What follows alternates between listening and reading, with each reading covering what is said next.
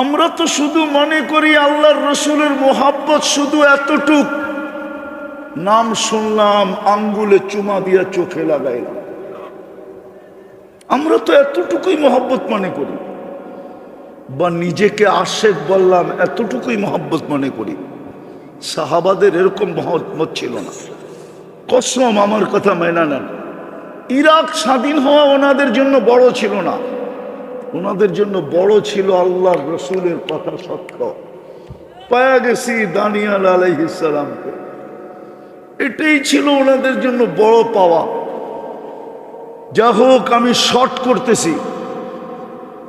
ওমর রাদিয়াল্লাহু তাআলা আনহু বলছে 15টা কবর খোদাই করো, আল্লাহর রসুলকে কাফন পরাও, তোমাদের হাতে দাফন করো, একটার ভিতরে আর 15টা কবরকে সমান করে দাও, হাত্তা লা ইউবাদ কবরাল আম্বিয়া ইলা ইয়াউমিল কিয়ামা, কিয়ামত পর্যন্ত যেন আল্লাহর নবীর কবরের পূজা কেউ না করতে পারে। দেখেন, এই উম্মতের সবচেয়ে বড় নেয়ামত ছিল উম্মতে মুহাম্মদী হওয়া। দ্বিতীয়টা দেখাইতেছি, মুসা আলাইহিস সালামের কিতাব আল্লাহ নিজের কুদরতি হাতে লেখছেন। কাতাবাত তাওরাত বিয়াদি। কিন্তু মুসা আলাইহিস সালাম যখনই পৃষ্ঠা উল্টাইতেন, কোরআনও বলে মাসালুহুম ফিত তাওরাত, আমাদের আলোচনা তাওরাত কিতাবে ভরা, উম্মতে মুহাম্মদীর আলোচনা দিয়া। উনি যখনই পৃষ্ঠা উঠাইতেন তো দেখতেন উম্মতে মুহাম্মদীর আলোচনা দিয়ে ভরা। তো উনি একদিন কিতাব সরায়া দিয়া, ফাত্তারাদাত তাওরাত সরায়া দিয়া বলতেছেন, ফাজালনি মিন উম্মতি মুহাম্মদ, আমাকে উম্মতে মুহাম্মদী বানায়া দেন। যেই কিতাব দিছেন পৃষ্ঠা উল্টাইলি তো দেখি উম্মতে মুহাম্মদীর ছবি, উম্মতে মুহাম্মদীর আলোচনা। আফসোস যুবক, তুমি বুঝলা না, আফসোস এই উম্মত বুঝলো না আল্লাহ কত বড় নেয়ামত দিলেন। এই উম্মতের নারীও বোঝে নাই, পুরুষও বোঝে নাই, শিক্ষিত বোঝে নাই, অশিক্ষিত বোঝে নাই, গ্রাম্য বোঝে নাই, শহরওয়ালাও বোঝে নাই, যুবকও বোঝে নাই, বৃদ্ধও বোঝে নাই, এই হাটওয়ালা বাজারওয়ালারাও বোঝে নাই। হ্যাঁ, মানুষ হওয়া এটা বিরাট বড় নেয়ামত। মানুষ যদি হইতে না পারতাম তাহলে শ্রেষ্ঠত্বের মুকুট আমাদের মাথায় হইতো না। মানুষ হইছি বিদায়ী, শ্রেষ্ঠত্বের মুকুটটা আমাদের মাথায়। ওয়ালাকাদ কাররামনা বনি আদম। আর এটাও আল্লাহর ইহসান, সদ ইচ্ছায় আল্লাহ আমাদেরকে মানুষ হিসাবে অস্তিত্ব দিয়েছেন।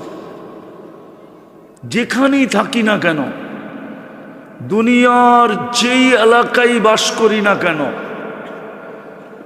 আফ্রিকার জঙ্গলেও যদি বাস করে, আমাজনের জঙ্গলেও যদি বাস করে, আমাজন চিনেন?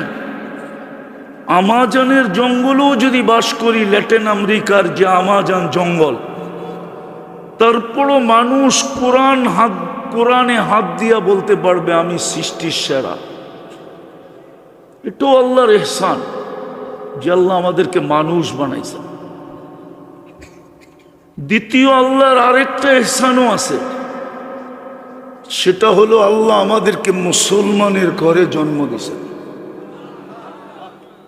এই জন্যই মনে হয় ইমাম গাজালি রহমতুল্লাহ আলাইহি বলছিলেন যে প্রত্যেক মানুষের প্রথম একটা শুকরিয়া আদায় করা উচিত, সেটা হলো আমি মানুষ হিসাবে অস্তিত্ব নিতে পারলাম। খুলতে গেলে অনেক লম্বা চলে যাবে। মানুষ হিসাবে অস্তিত্ব নিতে পারলাম। সব সৃষ্টি তো 2 অক্ষর দিয়ে অস্তিত্ব নিল, আপনি আর আমি মানুষ হিসাবে আল্লাহর কুদরতি হাত দিয়ে অস্তিত্ব নিছি। আমরা কুদরতি হাতের তৈরি, সব সৃষ্টি 2 অক্ষরের তৈরি। কুন ফাকান, কোরআনই বলে কুন লিখতে 2টা অক্ষর লাগে, কাফ নুন, 2টা মিলাইলেই হয় কুন। সব 2 অক্ষরে তৈরি, আমরা কুদরতি হাতের তৈরি। আল্লাহ আমাদেরকে কুদরতি হাত দিয়ে তৈরি করছেন। সমগ্র সৃষ্টি 6 দিনে কমপ্লিট, সিত্তা ইয়াম। কোরআন বলে 6 দিনে কমপ্লিট, কিন্তু আল্লাহ আমাদেরকে 10 মাস সময় নিয়ে কমপ্লিট করছেন। কেনটা অক্ষরেরটা তো উচ্চারণ করলেই হয়ে যায়, কোন ফাক্কা, কোন বলতে দেরি হইতে দেরি হয় না, কিন্তু কুদরতি হাতে বিদায় এটাকে সময় নিয়ে তৈরি করছেন। কেন জানেন? কেননা এটাকে শো করতে হবে। কি? আরে বোঝেন না মনে হয়, কি করতে হবে? শো বোঝেন? কোনো জিনিস ডিসপ্লেতে লাগাইতে হয় না? বড় বড় বাংলাদেশেও মাঝে মাঝে কি হয়, বিভিন্ন দেশের আইটেম নিয়ে বাণিজ্য মেলা হয়। তো বাণিজ্য মেলার ভিতরে সবচেয়ে দামি কোয়ালিটি আনে, ঠিক না? সবচেয়ে সুন্দরটা আনে, ঠিক না? আল্লাহ আমাদেরকে কুদরতি হাতে 10 মাস সময় নিয়ে এই জন্য তৈরি করছেন যে সৃষ্টির সামনে এটাকে ডিসপ্লে করতে হবে, ডিসপ্লে। কেননা আগে আরেকটা জিনিস আছে, যদি সৃষ্টি মাইনা না নিল তো ডিসপ্লে করার পরে সারা সৃষ্টি বলছে। আমি ফেরেশতাদেরকে শোনায় দিই আপনাদেরকে। ফেরেশতা যখন আদম আলাইহিস সালামকে দেখছেন তো চিৎকার দিয়া বলছে, খালকুন জাদিদ, নতুন সৃষ্টি। এর আগে তো মানুষ দেখে নাই। খালকুন জাদিদ, বড় নতুন সৃষ্টি। তো খালকুন জামিল, বড় সুন্দর। তো ডিসপ্লেতে প্রথম 500 আছে, এর চেয়ে সুন্দর আর কেউ নাই। আল্লাহ বলে, তাইলে শ্রেষ্ঠত্বের মুকুটটা কার মাথায় দিব? এটার মাথায় দিয়ে দিব। ডিসপ্লেতে 500 হয়ে গেছে, বিদায় সৃষ্টির ভিতরে শ্রেষ্ঠত্বের মুকুট আমাদের মাথায় লেগে গেছে। এর চেয়ে বড় শ্রেষ্ঠত্ব হলো মুসলমানের ঘরে জন্ম নেওয়া। হ্যাঁ, দুনিয়া বলতে পারে এর পছন্দের, এর পছন্দের, এর এই আইটেম পছন্দ, এর এই আইটেম পছন্দ।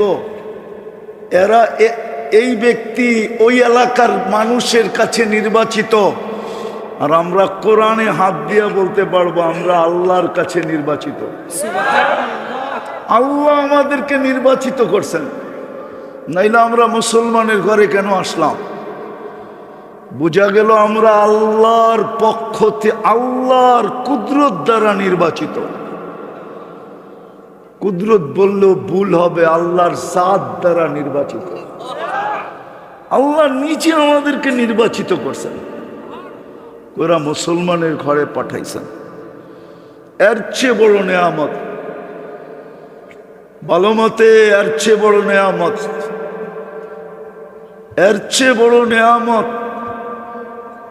আগেরটা তো আল্লাহ আমাদেরকে নিজের ইচ্ছায় নির্বাচিত করছেন, পরেরটা কিন্তু কুদরতি হাত দিয়া নির্বাচিত করছেন।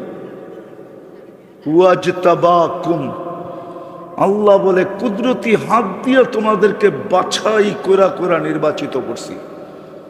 আল্লাহ কেন? তা আল্লাহ বলে আমার বন্ধুর উম্মত বানানোর জন্য। আমরা উম্মতে মুহাম্মাদি, আল্লাহর কুদরতি হাতের বাছাইকৃত। আমি মুরাদনগরের মানুষের গুলা জানি না, কিন্তু আমারটা আমি বলি। হতে পারে সমগ্র মানব জাতির ভিতর থেকে কোটি না, শত কোটি মানুষের ভিতর থেকে যখন আমি আল্লাহর কুদরতি হাতে আসছি, তো আল্লাহ আমাকে বলছে তোকে বন্ধুর উম্মত বানাইলাম, থাক এখানে। এরকম বাছাই করে আমাদেরকে আল্লাহ উম্মতে মুহাম্মদি বানাইছে, যেটা সবচেয়ে বড় নেয়ামত।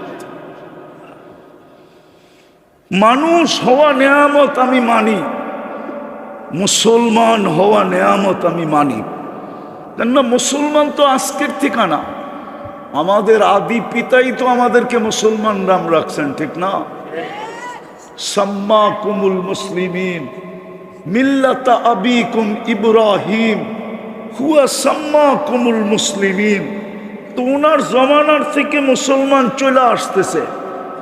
আমি মানি এটা আল্লাহর নেয়ামত, কিন্তু সমস্ত